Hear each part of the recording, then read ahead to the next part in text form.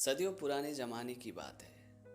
एक जंगल में एक संत जी आश्रम बना के रहते थे। संत जी आश्रम में रहते थे, पूजा आराधना करते थे और बहुत ही साधारण जिंदगी व्यतीत कर रहे थे।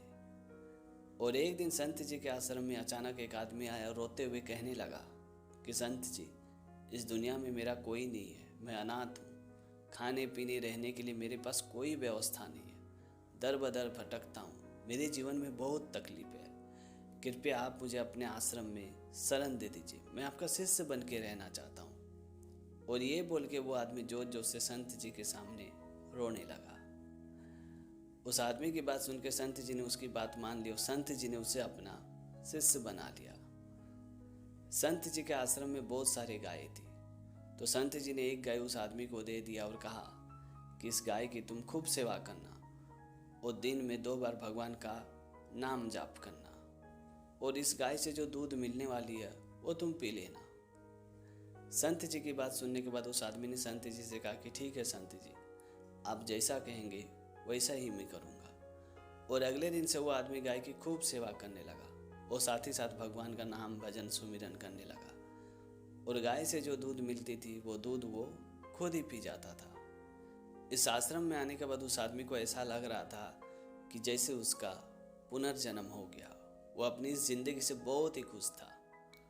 और एक दिन वो आदमी संत जी के पास गया और संत जी के पैरों को छूते हुए कहा कि संत जी, आपका बहुत बहुत धन्यवाद, आपकी वजह से मेरा जीवन बहुत ही सुखी हो गया। उस नए शिष्य की बात सुनने के बाद संत जी ने मुस्कुराते हुए कहा कि ये तो अच्छा है, ये तो बहुत ही अच्छी बात है। इसी तरह तुम अपनी गाय की सेवा करते रहो और भगवान का नाम सुमिरन करते रहो और जीवन में खुश रहो। तभी उस नए शिष्य ने कहा कि ठीक है संत जी, और ये बोल के वो प्रणाम करके वहां से चला गया। और करीबन 3-4 दिन बाद उस नए शिष्य की गाय कहीं खो गई।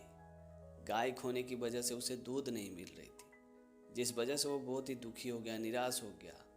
पूजा पाठ आराधना सब कुछ करना छोड़ दिया था। फिर उसने सोचा कि क्यों नहीं ये बात संत जी को बताया जाए।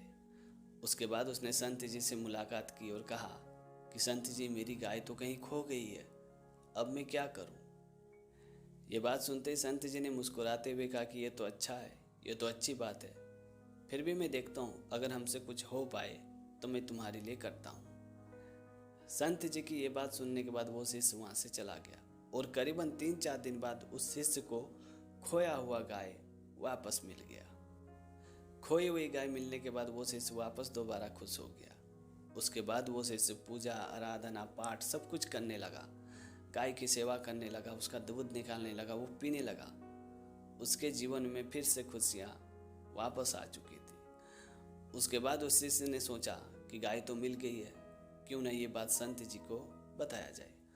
और ये सूचना देने के लिए वापस वो संत जी के पास गया और संत जी से कहा कि संत जी, मेरी खोई हुई गाय वापस मिल गई है। संत जी उस शिष्य की बात सुनने के बाद मुस्कुराने लगे और कहने लगे कि ये तो अच्छा है, ये तो अच्छी बात है, तुम्हारी गाय वापस मिल गई। अब तुम उसकी खूब सेवा करो, पूजा पाठ करो, प्रभु पे ध्यान लगाओ और दूध भी पियो। संत जी की ये बात सुनकर वो शिष्य बहुत ही हैरान हो गया और उसने हैरान होकर संत जी से पूछा कि संत जी, परिस्थितियां चाहे कैसी भी हो, सुख का हो या दुख का, आप हर बार यही कहते हैं कि ये तो अच्छा है, ये तो अच्छी बात है, ऐसे कैसे संभव हो सकता है? आपकी बातें कुछ मुझे समझ में नहीं आ रही है। तभी संत जी ने समझाते हुए उस शिष्य से कहा कि सुखी और सफल जीवन जीने के लिए, सुख हो या दुख, हर परिस्थिति में हमें खुश रहना चाहिए, प्रसन्न रहना चाहिए। जीवन में आए कोई भी बुरे परिस्थिति में अपने आप को दुखी नहीं रखना चाहिए।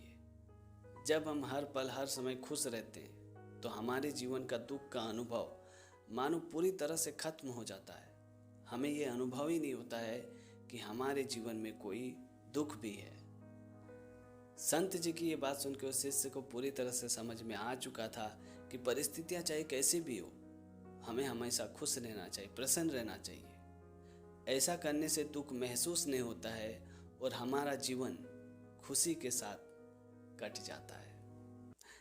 तो दोस्तों, आज की कहानी आपको कैसी लगी कमेंट करके ज़रूर बताना। और अगर आपने हमारे चैनल को अभी तक सब्सक्राइब नहीं किया तो प्लीज़ यार चैनल को सब्सक्राइब कर देना, क्योंकि इस तरह का कंटेंट मैं हमेशा अपने चैनल पे लाते रहता हूँ। तो आज के लिए इतना ही, मिलते हैं अगली वीडियो में एक नई टॉपिक के साथ, एक नई कहानी के साथ। तब तक के लिए जय हिंद, वंदे मातरम।